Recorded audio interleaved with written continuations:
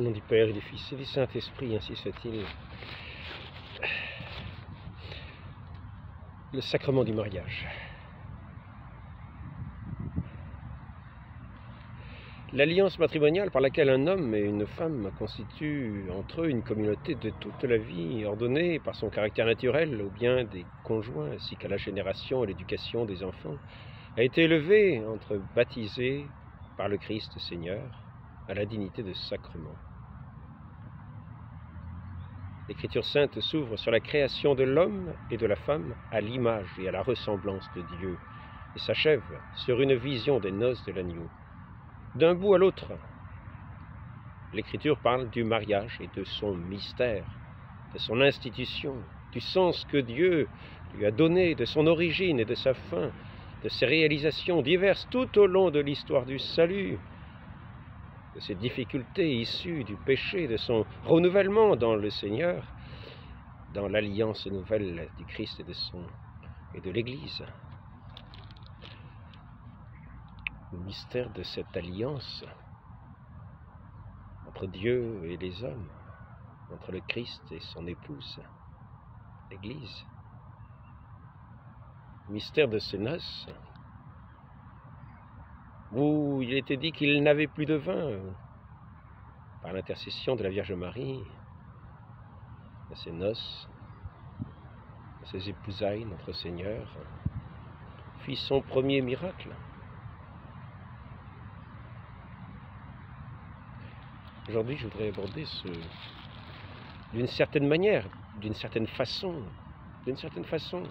ce mystère qui est fondé, qui a sa fondation aussi dans la création elle-même. Notre Seigneur nous a créés. Nous a créés. Nous ne sommes pas des créatures comme cela au hasard. Nous ne sommes pas des satellites qui tournons perdus et perdument dans l'espace. Non, notre Seigneur nous a créés. Il nous a créés, hommes et femmes, à son image, sa ressemblance, pour être des créatures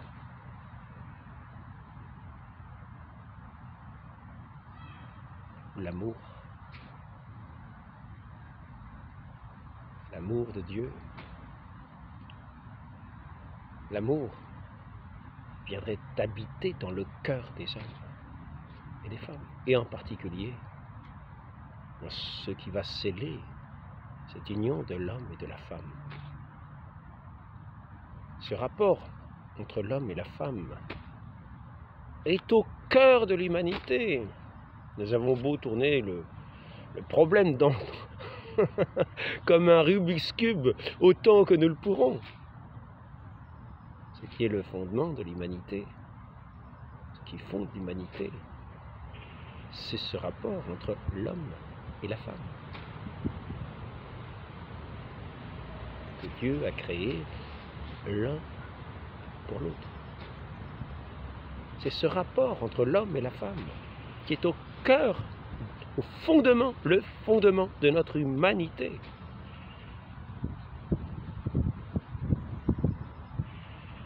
Ce rapport peut être conflictuel, ce rapport peut être blessé d'une certaine manière, mais il est appelé à être une union quasi parfaite. C'est ce qui est au cœur de l'humanité, je le répète, comme fondement. Et il n'est pas besoin d'être grand savant pour savoir que ce qui tient de notre affectivité, de notre sensibilité est autour de ce rapport entre l'homme et la femme. Il est dit, il n'est pas bon que l'homme soit seul. Il quittera donc son père et sa mère et s'unira à sa femme. Et ce rapport entre cet homme et cette femme est voulu par Dieu.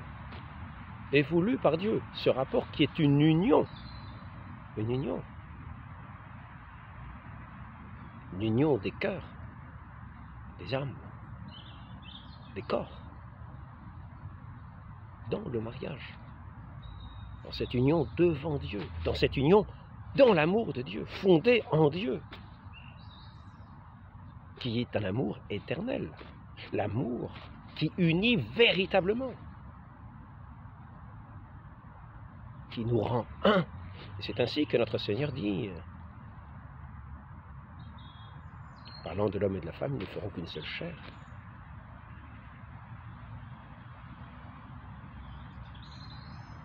Et ce que Dieu a uni, que l'homme ne le sépare pas. Ce que Dieu a uni dans cette union de ses cœurs, dans cette union de cet esprit d'amour, de cet amour, où l'un et l'autre se donnent mutuellement pour ne faire plus qu'un. Et c'est dans ce oui du mariage, dans ce oui du mariage. Voulez-vous prendre pour épouse, voulez-vous prendre pour époux? Et dans ce oui du mariage réside ce don de deux personnes l'une à l'autre, dans un amour mutuel, c'est-à-dire ce qu'il y a de plus véritable, de plus solide, de plus fort, de plus vrai. Ce qui est vainqueur du monde, c'est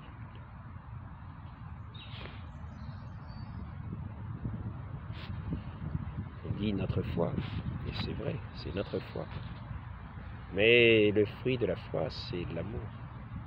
Et cet amour est éternel. Ainsi, nous sommes amenés à sceller une union sacrée en Dieu, voulue de Dieu lui-même. L'homme est fait pour la femme et la femme pour l'homme.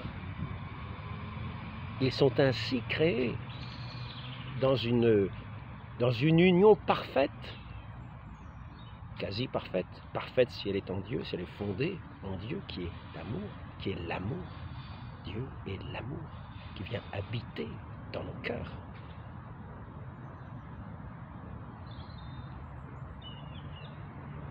Il vient nous unir à lui, à cet esprit d'amour.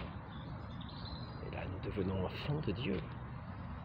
Et cet esprit d'amour va aussi unir l'homme et la femme dans ce rapport que notre Dieu a voulu entre l'homme et la femme.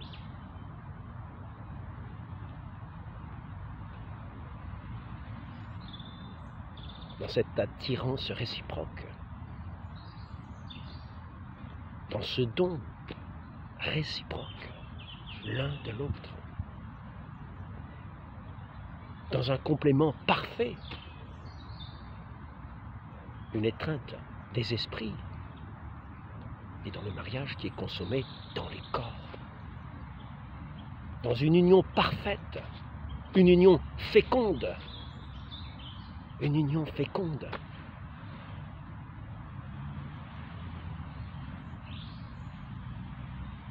Ainsi, voyons, il dit le mariage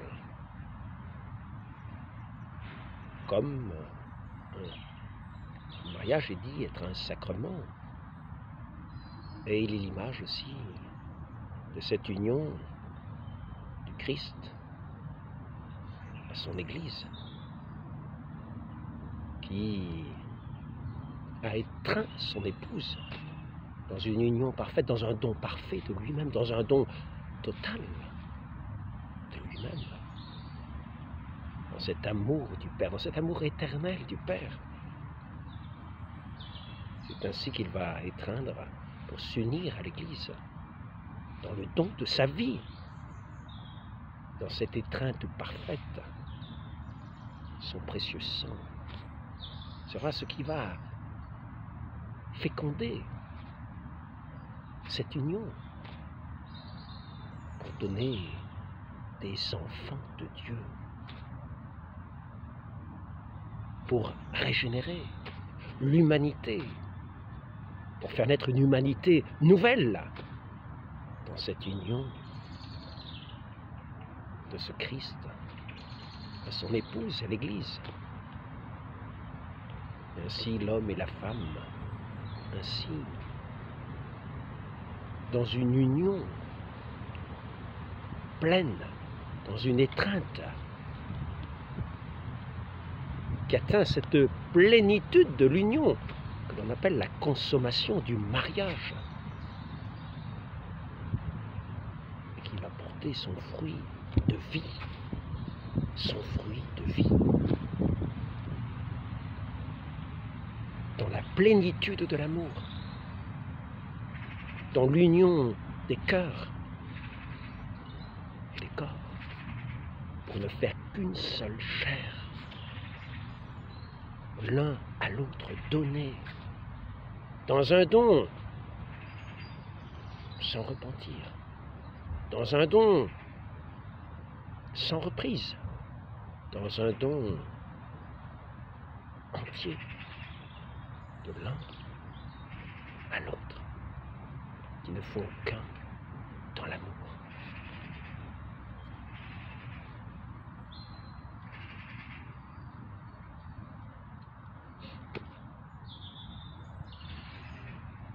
Ainsi, cette alliance du mariage est-elle pleine de promesses?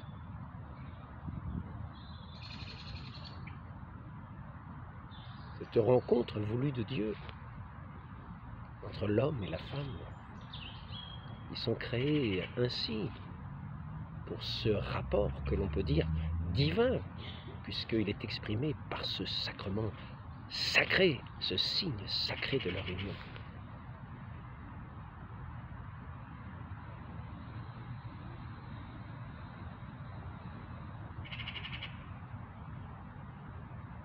Et le fondement de l'humanité. Et sans ce rapport que Dieu a voulu, sans cette union que Dieu a voulu entre l'homme et la femme, il n'y a pas d'humanité, il n'y a plus d'humanité. L'humanité disparaît.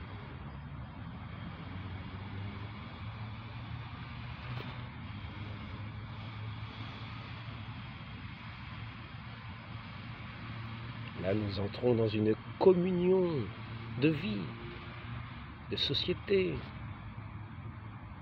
Et bientôt, dans ce que nous appellerons une famille qui va croître, qui va se multiplier, qui va être féconde, qui va agrandir ce foyer de l'amour, ce foyer de la charité, car l'amour véritable est la charité. Et dans cette charité,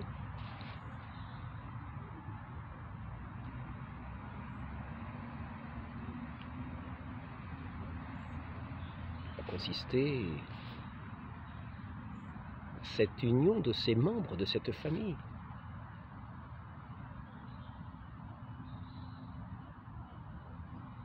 Comme un feu de l'amour qui va se communiquer entre les membres de cette famille pour aller jusqu'à s'élargir au-delà de ce foyer, au-delà de cette famille, jusqu'à ceux qui sont en dehors de cette famille. Et c'est ainsi que cet amour qui est scellé par cette alliance entre cet homme et cette femme est appelé et qui est puisé en Dieu, qui en est la source. Lui qui est le créateur, cet amour, qui est cette communication parfaite de l'homme et de la femme, où cet amour circule, va être amené à se répandre. Nous disons bien un foyer comme un feu vivant, comme un feu ardent, comme un foyer tranquille, comme un foyer paisible. Nous aurons plaisir à venir nous réchauffer l'âme, à nous réchauffer les corps aussi. Nous serons nourris, nous nourrirons nos corps, et notre esprit, notre âme sera nourrie à ce foyer de cet amour qui est l'amour de Dieu. Mais cette union ne se fait véritablement qu'en Dieu et point de divorce. Ce que Dieu a uni, que l'homme ne le sépare pas. Aussi, parce que véritablement, puisons cet amour dans le cœur de Dieu qui s'est livré à son Église pour lui communiquer ce don de cet amour, pour régénérer cette humanité nouvelle, pour fructifier selon la grâce, selon les corps, dans cette création renouvelée. L'Église, nous voyons ici ce foyer, ce sacrement du mariage, comme être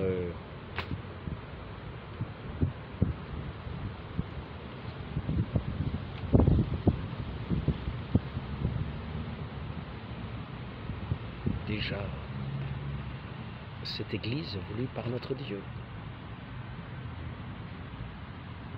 cette Église sainte, cette Église nourrie dans les sacrements, cette Église nourrie dans l'amour mutuel, cette Église vivante dans sa création, dans les corps.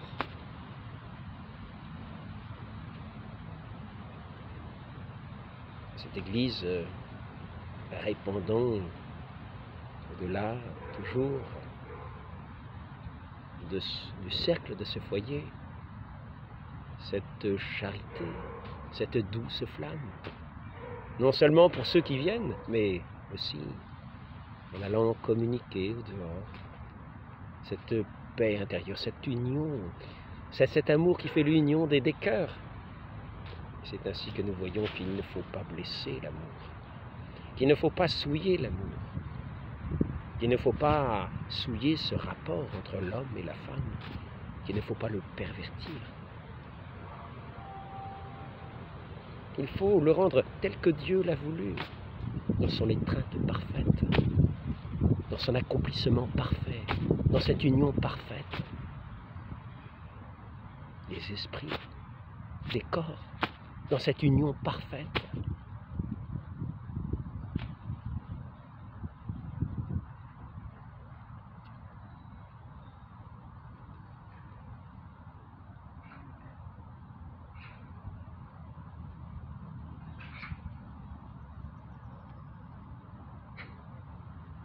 Qui se nomme le mariage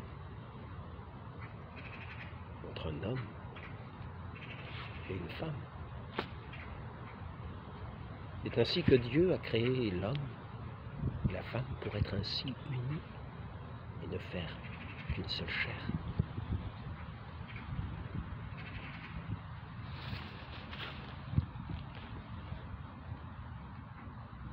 Tout ce qui serait, en dehors, comme union illégitime, c'est-à-dire qui ne tiendrait pas, qui n'aurait pas son fondement dans le cœur de l'amour de Dieu, qui est l'amour, l'unique, véritable, vrai, véritable, éternel, qui est le vrai don de l'un à l'autre, qui unit véritablement, qui fait que deux ne sont plus qu'un. Mon Père et moi, nous dit notre Seigneur, nous sommes un. Et l'Église et le Christ sont un. Notre Seigneur a donné sa vie pour son Église, pour la sanctifier, la laver dans son sang. Il a fait le don de sa vie, non pas un don pour le reprendre, non pas un don par intérêt, non, c'est le don de son amour, le don de son amour, le don de lui-même dans son amour, afin que cet amour soit ce royaume qui fructifie déjà sur terre. Que ce sacrement, que ce mystère est grand. Nous dit notre Seigneur, nous dit Saint Paul, en parlant de ce sacrement, que ce mystère est grand, que ce mystère est grand.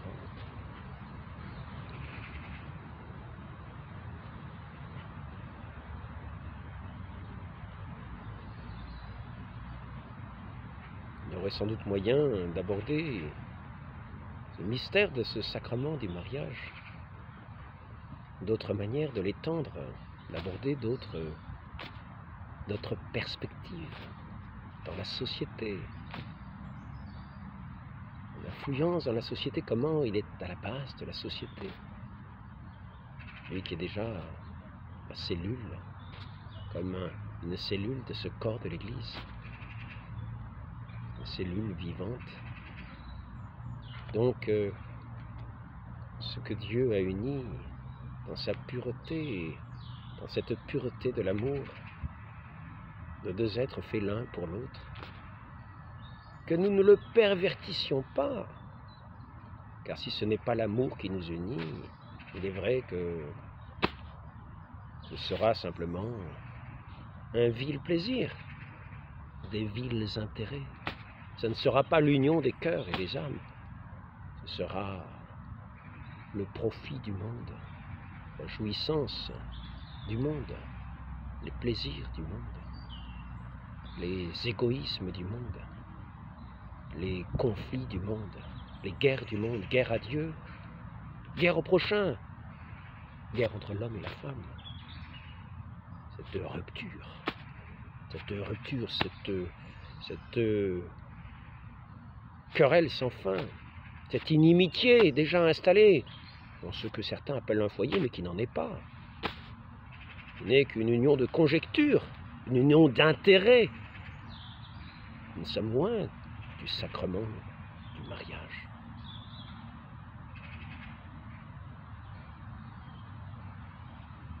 De ceux qui s'unissent dans cet amour véritablement de Dieu, dans un amour qui est sacrement, qui est comme une perfection de la création, comme un accomplissement de la création,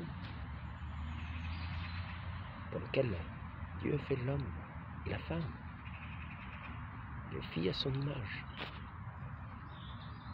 Cela ne veut pas dire que tout homme doit être marié, que toute femme doit être mariée. Certains sont consacrés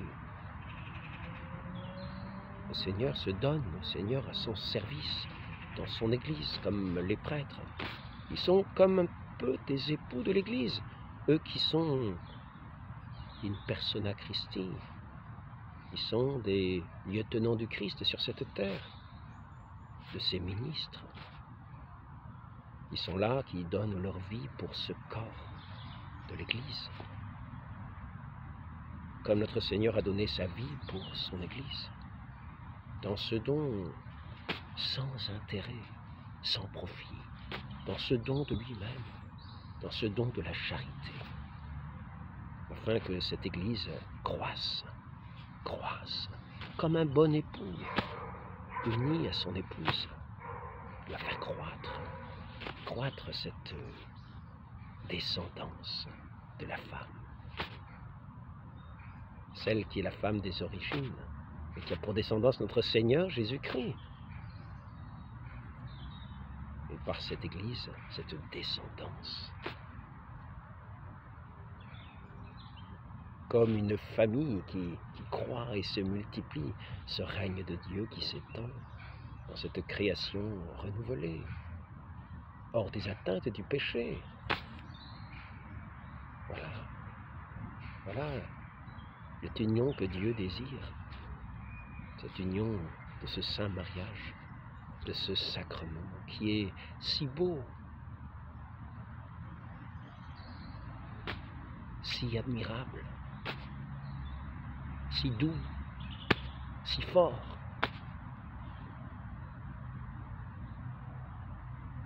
Si aimable.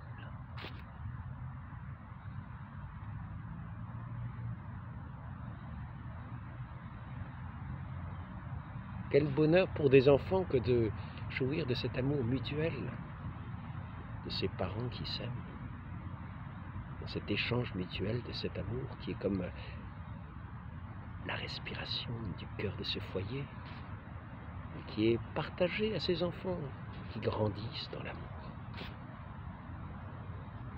dans la paix, dans la douceur, dans le combat, dans la lutte, car nous avons des corps, il faut les nourrir, il faut travailler, il faut apprendre, Il faut apprendre les métiers. Il faut apprendre, il faut être éduqué.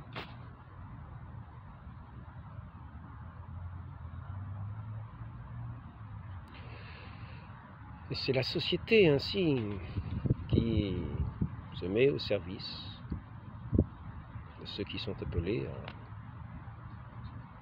à vivre saintement.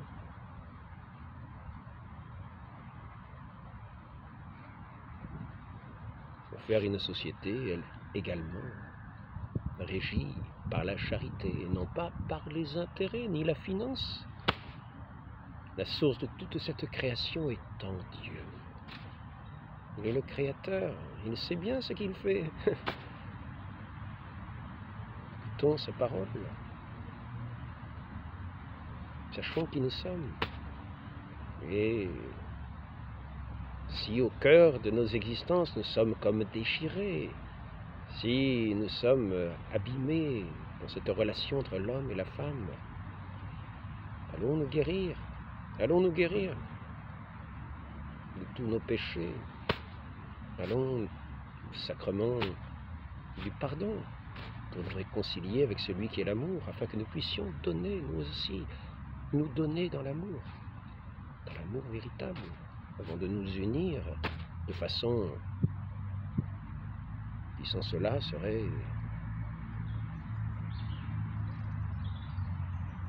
souillée.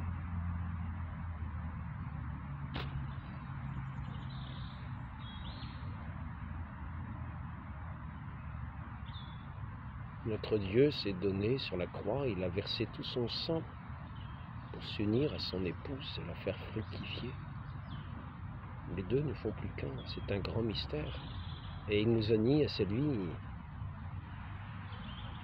qui est notre Père. Demandons à la très sainte Vierge Marie d'entrer dans ce mystère. Demandons la guérison des cœurs, nous qui sommes quelquefois tourmentés intérieurement par ce rapport inassouvi auquel nous sommes appelés entre l'homme et la femme, et que nous, souvent, nous blessons, nous portons de travers, nous salissons, nous souillons. Demandons à notre très sainte Mère d'être guérie dans notre cœur, dans notre âme,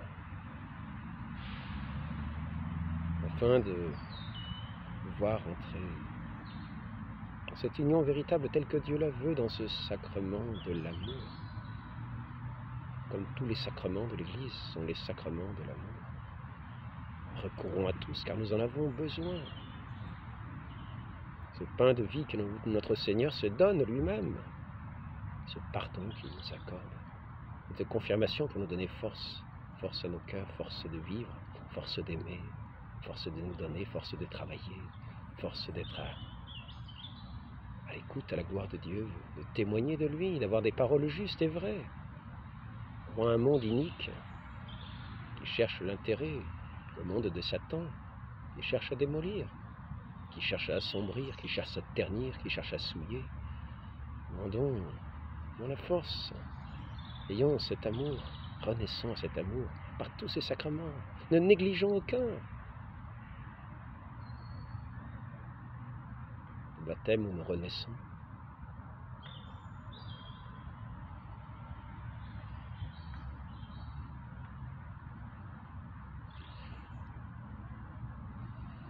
demandons cette grâce à la très sainte Vierge Marie de nous faire des cœurs nouveaux, des cœurs selon Dieu, afin que nous sachions aimer, ainsi que notre Dieu nous y appelle. Nous avons été créés pour l'amour, par amour.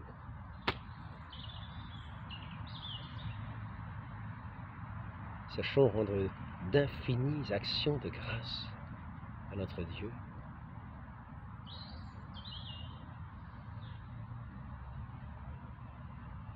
En toutes choses. Demandons ce cœur pur à la très sainte Vierge Marie pour entrevoir tous ces grands mystères. Ainsi soit-il, au nom du Père et du Fils et du Saint-Esprit, ainsi soit-il.